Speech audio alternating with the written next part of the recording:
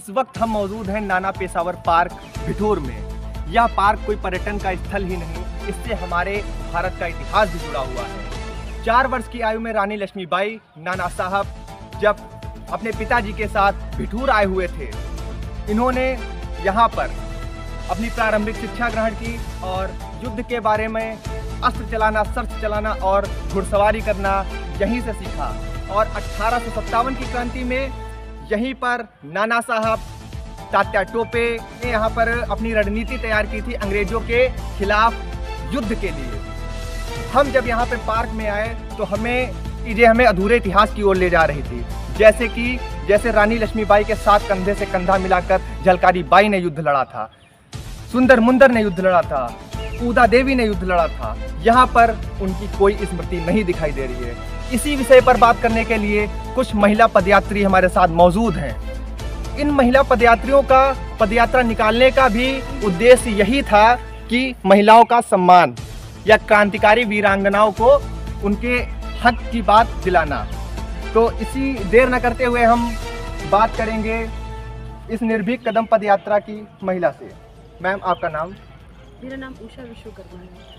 उषा विश्वकर्मा जी, आप हमें ये बता दीजिए कि यहाँ पर इस पार्क में जब मैंने भ्रमण किया या आपने खुद भ्रमण किया, यहाँ पर स्मृति चिन्ह क्यों नहीं दिखाई दे रही हैं? जी, हम लोगों की एक पदयात्रा चल रही है जो कि झांसी में भोजला गांव है, झलकारी बाई जी का वहाँ जन्म हुआ था। वहाँ से ये पदयात्रा चल रही है और जो कि लखनऊ में इसका समापन होगा। तो उसके रास्ते में जो भी ज़िले पड़ रहे हैं, हम वहाँ जा रहे हैं, लोगों से बातचीत कर रहे हैं और वहाँ जहाँ भी एक क्रांतिकारी महिलाएं हुई हैं, वहाँ पे भी, उस स्थल पे भी हम जा रहे हैं। तो आज हम बिठूर पहुँचे हैं और यहाँ पे मैनावती जी का ये स्थान है।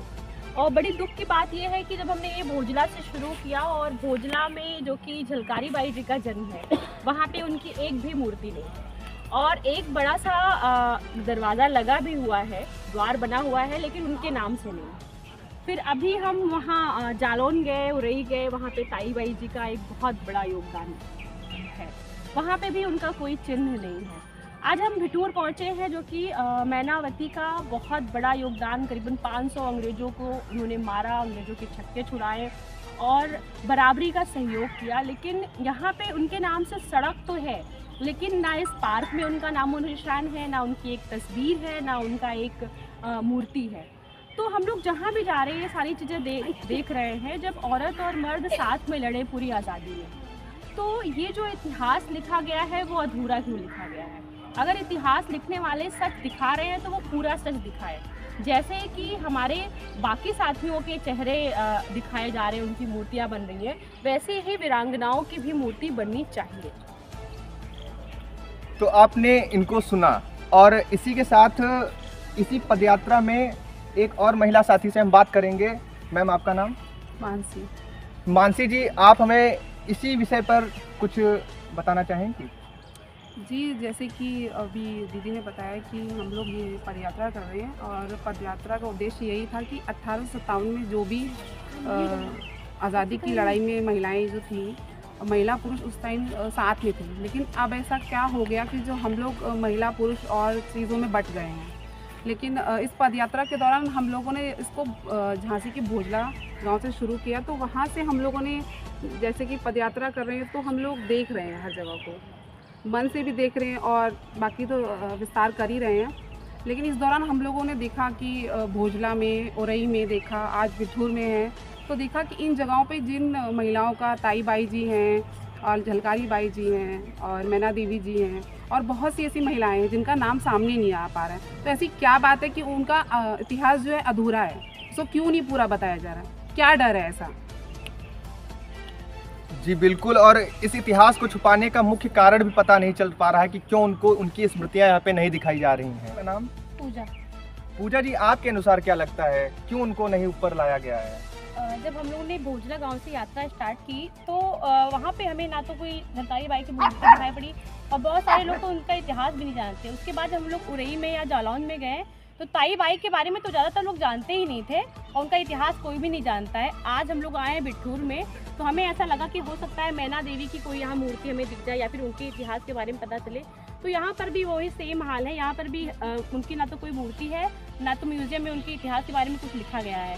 तो हमें ऐसा लगता है कि हमारे इतिहास को या वीरांगनाओं के इतिहास को छुपाया जा रहा है। ऐसा क्यों किया जा रहा है, ये मेरा सबसे सवाल है। इसी विषय का निष्कर्ष जानने के लिए उषा दीदी से फिर मैं पूछूंगा कि इसका विशेष कारण क्या। भाई पूरी दुनिया, पूरा देश बात कर रहा है कि औरतों को आगे लाया जाए और उनको ताकतवर बनाया जाए, लेकिन हम अगर अपने इतिहास को जानें तो हमें तो पता होना चाहिए ना हमारा इतिहास कैसा रहा है। यहाँ पे जहाँ हम खड़े हैं, मैनावती के नाम से रास्ते तो हैं, वो मार्ग तो बना है, इसका मतलब वो थी और उन्होंने काम किया था। तो यहाँ पे उनका चिन्ह क्यों नहीं है? तो हम महिलाएं किससे ताकत ले सकते हैं, वो चीज़ें नहीं बताई जा रही है। तो ये कहीं ना कहीं लगता है कि हमारे अस्तित्व को मिटाया जा रहा है या अस्तित्व के साथ खेला जा रहा है। जो इतिहास लिखे जा रहे हैं, जो लिखने वाले लोग हैं, वो ये लिखना नहीं चाह रहे हैं या उनको कोई डर है, ये बात समझ में नहीं आ रही है। जी बिल्कुल, और इसका निष्कर्ष तो आपने सुन ही लिया होगा। और कहा जाता है कि अधूरा इतिहास हम लोग को शुरू से ही बताया जा रहा है, उसे पूर्ण कौन करेगा, यह हमेशा क्वेश्चन मार्क रहेगा।